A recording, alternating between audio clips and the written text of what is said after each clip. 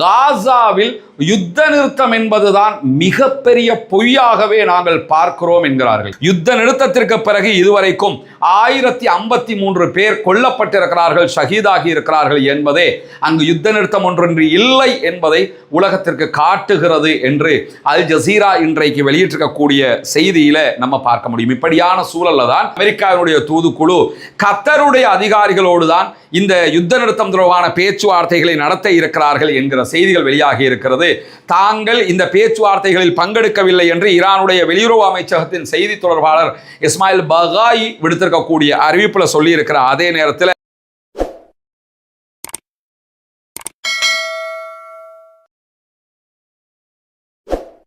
அன்பிற்கினிய சகோதர சகோதரிகளை நம் அனைவர் மீதும் ஏக இறைவனுடைய அமைதியும் கருணையும் உண்டாகட்டுமாக என்கிற உயரிய பிரார்த்தனைகளோடு தொடர்ச்சியாக மத்திய கிழக்கிலே நிகழ்ந்து வரக்கூடிய நிகழ்வுகள் ஒவ்வொரு நாளும் பலவிதமான சர்ச்சைகளையும் பரபரப்புகளையும் தோற்றுவிக்கக்கூடியதாகவே அமைந்திருப்பதை நம்ம பார்க்க முடியும். அந்த அடிப்படையில் காசா உள்ளிட்ட மத்திய கிழக்கில் ஆரம்பிக்கப்பட்ட எந்த ஒரு யுத்தமும் இதுவரைக்கும் நிரந்தர யுத்த நிறுத்தம் என்கிற இடத்திற்கு வந்து முடிவடையவில்லை.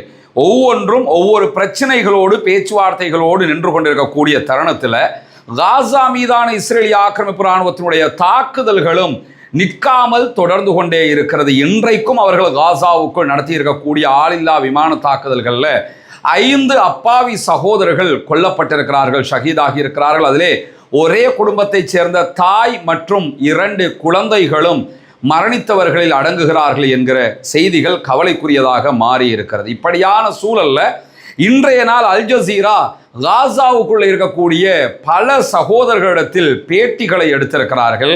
சமாதான நிலை வந்ததற்கு பிறகு காசாவின் நிலை எப்படி இருக்கிறது, ஏதாவது சேஞ்ச் நடந்திருக்கிறதா, மாற்றங்கள் ஏற்பட்டிருக்கிறதா என்கிற கேள்விகளை எல்லாம் அவங்க தொடுத்த நேரத்தில் அவர்கள் கொடுக்கிற பதில்கள் எல்லாமே ஒரே மாதிரி இருந்ததை நம்ம பார்க்க முடியும். பெரும்பாலும் இங்கு எந்த மாற்றமுமே நிகழவில்லை. நிகழ்ந்த ஒரே மாற்றம் காசாவை பற்றிய பேச்சுக்கள் உலக அளவில் குறைந்து விட்டது.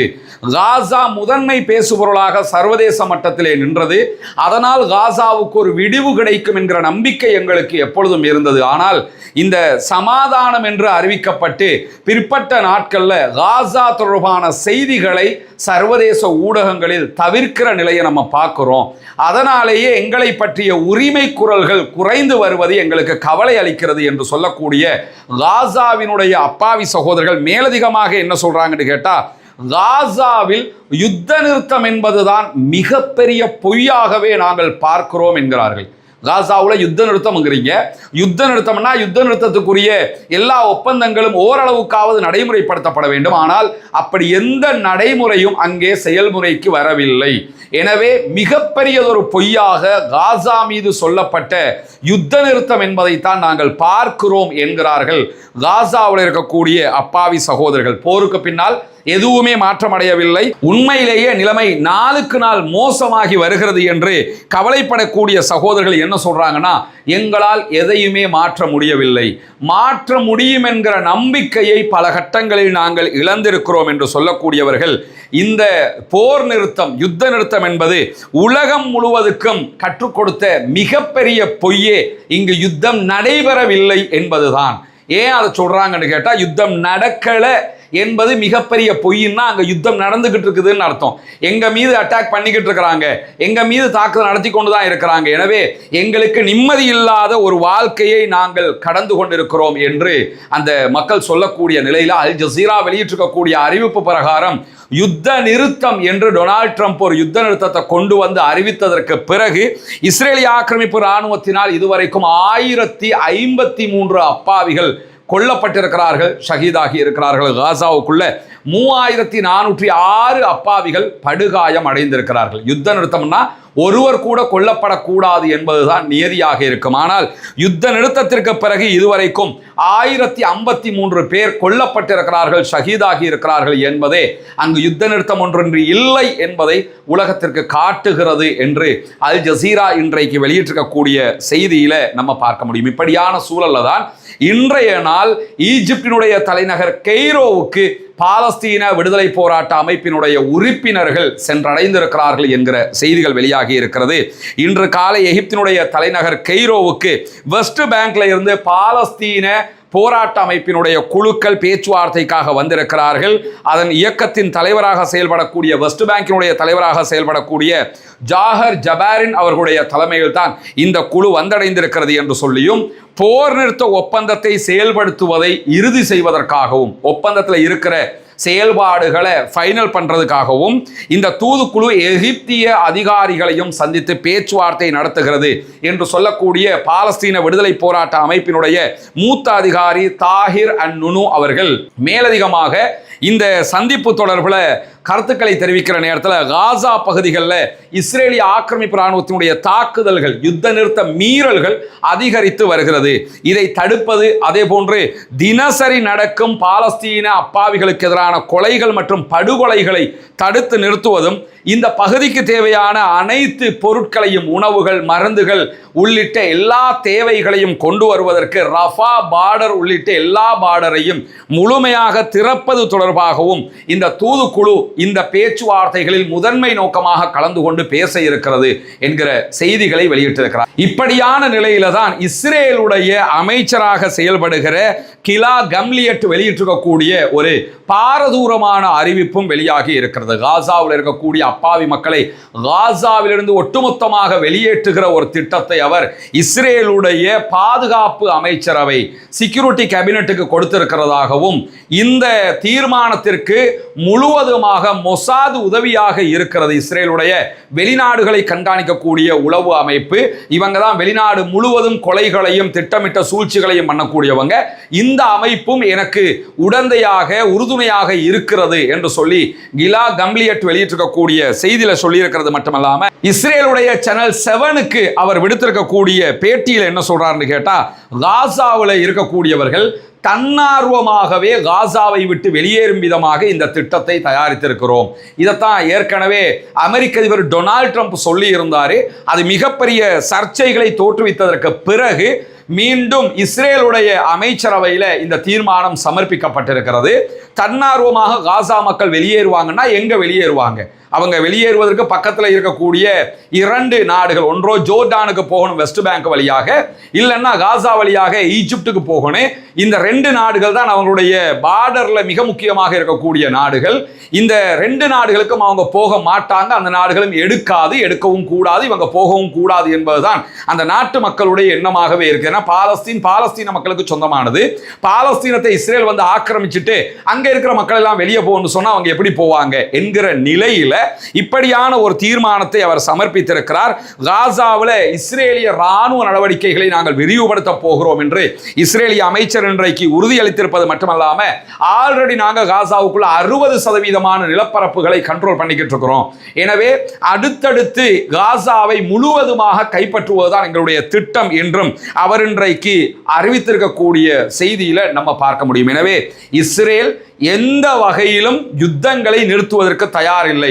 அடுத்தடுத்து மேலும் காசாவோடு சண்டை விடிப்பது அல்லது லெபனான்ல சண்டையிடுவது, இல்லை என்றால் ஈரானோடு அமெரிக்காவை ஒரு சண்டைக்கு மீண்டும் மூட்டி விடுவது என்கிற அந்த திட்டங்கள்ல தான் செயல்பட்டு வர்றாங்கிறத இந்த செய்திகளூடாக நம்ம புரிந்து கொள்ளுகிறோம். அதே நேரத்தில் காசா தொடர்பான சில கோரிக்கைகளையும் இஸ்ரேல் அமெரிக்காவிடம் முன்வைத்திருக்கிறது என்கிற செய்திகள் வெளியாகி இருக்கு. அந்த கோரிக்கையில அவங்க என்னென்ன முன் வச்சிருக்கிறாங்க என்கிற தரவுகள் வெளிப்படையாக இன்னும் வெளியாகாத நிலையில, அமெரிக்க அதிபருக்கு நெருக்கமான ஒரு முக்கியமான அதிகாரி, பாலஸ்தீன விடுதலை போராட்ட அமைப்பினுடைய தலைவர்களில் ஒருவராக இருக்கக்கூடிய டாக்டர் ஹலீல் அல் ஹையா அவர்களை நேரடியாக சந்தித்து பேச்சுவார்த்தை நடத்தி இருக்கிறார் என்கிற செய்திகளும் வெளியாகி இருக்கிறது. இந்த பேச்சுவார்த்தைகளில் என்ன பேசப்பட்டது என்கிற விவரங்கள் இன்னும் வெளியாகவில்லை. அப்படி வெளியாகிற நேரத்தில் அந்த செய்திகளையும் நம்ம உங்களுக்கு கொண்டு வர தயாராக இருக்கிறார். அதே நேரத்தில் இஸ்ரேலோடு தொடர்புடைய போதை கடத்தல் கும்பல் ஒன்றை முற்றுமுழுதாக கைப்பற்றி இருக்கிறோம், கைது செய்து சிறைகளில் அடைத்திருக்கிறோம் என்று பாலஸ்தீன பாதுகாப்புத்துறை இன்றைக்கு விடுத்திருக்கக்கூடிய அறிவிப்பை நம்ம பார்க்க முடியும். பாலஸ்தீனத்தில் யுத்தம் முடிவுக்கு வந்திருப்பதாக, ஒரு யுத்த நிறுத்தம் நடைமுறையில் இருப்பதாக அறிவிக்கப்பட்டதற்கு பிறகு பாலஸ்தீன விடுதலை போராட்ட அமைப்புகள் பங்கருக்குள்ள போயிட்டாங்க. அவங்க மீண்டும் யுத்தத்தில் ஈடுபடவில்லை. அதே நேரத்தில் யுத்தம் இல்லாத நேரத்தில் அவங்க தான் பாதுகாப்பு படையாகவும் செயல்படுவாங்க. யுத்தம் வந்தால் அவங்க இராணுவம், யுத்தம் இல்லாட்டி போலீஸாக செயல்படுவாங்க. அந்த போலீஸ் படைப்பிரிவு தான் இஸ்ரேலுக்கு ஆதரவாக காசாவுக்குள்ள இஸ்ரேலிட்ட இருந்து போதைப் பொருட்களை கொண்டு வந்து காசா அப்பாவி இளைஞர்கள்ட்ட விநியோகிக்கக்கூடிய ஒரு இஸ்ரேலிய ஆதரவு பெற்ற கும்பலை முற்றுமுழுதாக நாங்கள் கைது செய்து சிறைகளில் அடைத்திருக்கிறோம், சட்ட நடவடிக்கை எடுக்கிறோம் என்று அறிவித்திருக்கிறார்கள். காசாவில் இருக்கக்கூடிய பாலஸ்தீன விடுதலை போராட்ட அமைப்போடு இணைந்த ரதா ஃபோர்ஸ் என்கிற படைப்பிரிவினர் தான் இந்த குழுவை கைது செய்திருக்கிறார்கள் என்கிற செய்திகள் வெளியாகி இருக்கிறது. ஒரு சமூகத்தை அழிக்கணும்னா அந்த சமூகத்தை போதை உடையவர்களாக, சிந்திக்காதவர்களாக மாற்றிவிட்டாலே அந்த சமூகத்தை அழித்து விட முடியும். எனவே தான் இந்த போதை பழக்கத்தை எப்படியாவது கொண்டு வந்து பாலஸ்தீன மக்கள்கிட்ட திணிச்சிட்டோம்னு சொன்னால் அவங்க சுதந்திர போராட்டத்திற்காக களத்திற்கு வரமாட்டார்கள். அப்படியே கிடைக்கிற போதைப் பொருட்களோட அடிமையாகி நாசமாக போயிடுவாங்கிறதுக்காக இஸ்ரேல் எடுத்திருக்கக்கூடிய ஒரு முயற்சி இது. அதனை பாலஸ்தீன விடுதலை போராட்ட அமைப்புகள் தற்போது முடிந்தவரை தடுப்பதற்கான காரியங்களில் ஈடுபட்டு வருகிறார்கள்.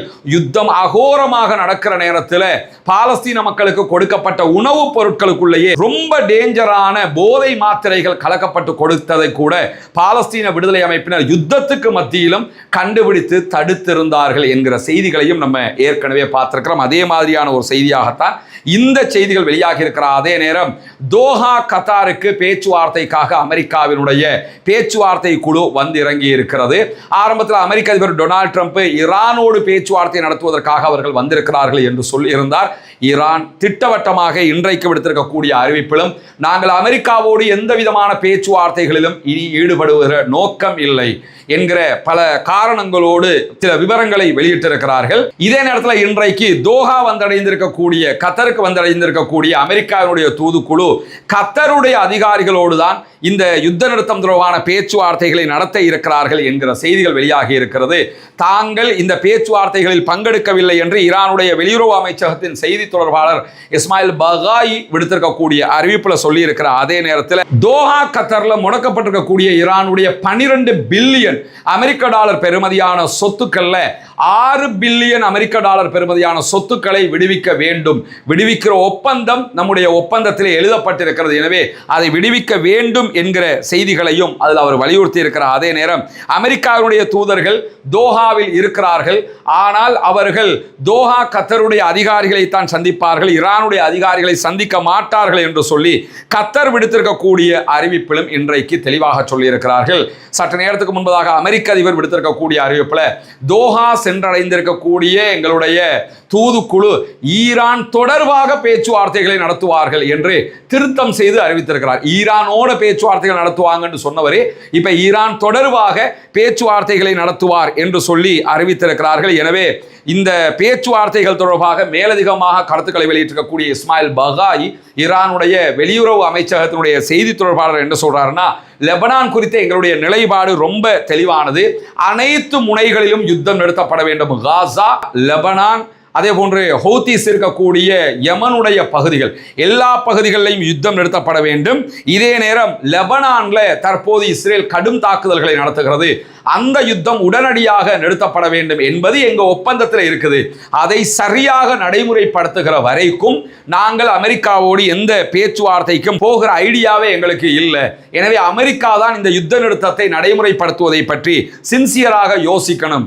தேவைப்பட்டால் அமெரிக்கா இஸ்ரேலை முழுமையாக கட்டுப்படுத்த வேண்டும் என்கிற செய்திகளையும் அவர் சொல்லியிருக்கிறார். அமெரிக்க அதிபர் டொனால்ட் ட்ரம்ப் ஊடகங்களுக்கு சற்று நேரத்துக்கு முன்பதாக பேசியிருக்கிறார். மீண்டும் ஈரானோடு ஒரு பாரிய யுத்தத்திற்கு போகிற ஐடியாவை அவருடைய பேச்சில் நம்ம பார்க்க முடியல. ஈரானோட பேச்சுவார்த்தைகள் நடத்திட்டு வெளியே போயிடணுங்கிறதுல அவர் தெளிவாக இருக்கிறார் என்கிற செய்திகளை பார்க்க முடிகிறார். அதே நேரம் இன்றைக்கு IRGC ஈரானுடைய புரட்சிகர இராணுவ பிரிவு வெளியிட்டிருக்கக்கூடிய அறிவிப்பில் இன்றைய நாள் ஈரானுடைய வடமேற்கு மாகாணமாக இருக்கக்கூடிய மேற்கு அசர்பைஜான் பகுதிகளில், குறிப்பாக மஹபாத், அதே போன்று பிரான்ஷஹார் ஆகிய பகுதிகளில் ஒரு தீவிரவாத குழு நாட்டுக்குள் நுழைவதற்கு முயற்சிகளை எடுத்ததாகவும், அந்த தீவிரவாத குழுவுக்கும் IRGCக்கும் இடையிலே நடைபெற்ற சண்டையில அந்த குழு முற்றுமுழுதாக அழிக்கப்பட்டிருக்கிறது என்கிற செய்திகளையும் பதிவு செய்திருக்கிறார்கள். ஈரான் நேரடியாக அமெரிக்காவோடு இஸ்ரேலோடு சண்டை பிடிக்கிற அதே நேரம் உள்நாட்டுக்குள்ள இஸ்ரேலும் அமெரிக்காவும் செய்கிற சூழ்ச்சிகளை தடுக்கிற உளவுத்துறை செயல்பாடுகளை மேற்கொள்கிற அதே நேரம் ஹொர்முஸை கண்ட்ரோல் பண்ணுகிற காரியத்தை முற்றுமுழுதாக செய்து கொண்டிருக்கிறார்கள். அதை தாண்டி ஈரான் என்பது பல நாடுகளுடைய பார்டராக இருக்கிறதுனால நாட்டுக்குள்ள தீவிரவாத குழுக்கள், ஆயுதமேந்திய குழுக்கள் நுழைவது ஈஸியான ஒரு வழியாக இருக்கும். அதை தடுப்பதற்கும் IRGC முழுவதுமாக முயற்சி செய்து கொண்டிருக்கிறது என்கிற செய்திகளையும் வெளியிட்டிருக்கிறார்கள். இன்றைக்கு வெளியாக இருக்கக்கூடிய மிக முக்கியமான செய்திகளுடைய தொகுப்பை தான் உங்களுக்கு நாம் தந்திருக்கிறோம். தொடர்ந்து இணைந்திருங்கள். ரஸ்மின் மேசி நியூஸ் மற்றும் ரஸ்மின் டாக்ஸ் ஆகிய 2 சேனல்களோடும் வரக்கூடிய உண்மை செய்திகளை உடனுக்குடன் கொண்டு வந்து தருவதற்கு தயாராக இருக்கிறோம். பாலஸ்தீனம் வெற்றி பெற வேண்டும், பாலஸ்தீனம் சுதந்திரம் அடைய வேண்டும் என்கிற உயரிய பிரார்த்தனைகளோடு ஆக்கிரமிப்புகள் ஓய வேண்டும், ஆக்கிரமிப்பாளர்களும் ஓய வேண்டும் என்கிற பிரார்த்தனைகளை இணைத்துக் கொண்டு ஆக்கிரமிப்பாளர்களுக்கு எதிராக தொடர்ந்தும் ஜனநாயக ரீதியாக குரல் எழுப்புவோமாக. வாஹர் தஅவானா அல்ஹம்துலில்லாஹி ரப்பில் ஆலமீன்.